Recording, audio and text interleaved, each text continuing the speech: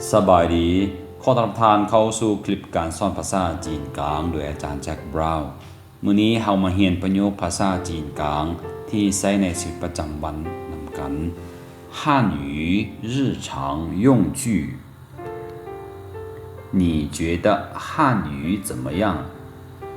你觉得汉语怎么样เจ้าคิดว่าภาษาจีนเป็นแนวใด我觉得汉语很难我觉得汉语很难ข้อยคิดว่าภาษาจีนยากหลาย我觉得汉语不太难我觉得汉语不太难ข้อยคิดว่าภาษาจีนบ่ยากปานใด我觉得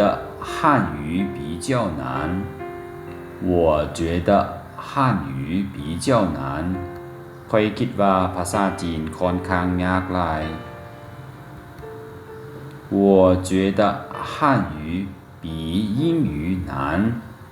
我觉得汉语比英语难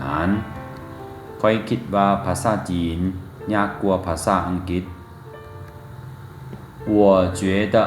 汉语很有意思我觉得汉语很有意思ข้อยคิดว่าภาษาจีนน่าสนใจหลายและทั้งหมดนี้ก็คือเนื้อหาที่ข้าพเจ้าได้นำมาเสนอในมื้อนี้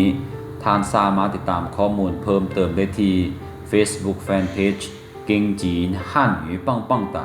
กับข้าพเจ้าอาจารย์แจ็คบราวน์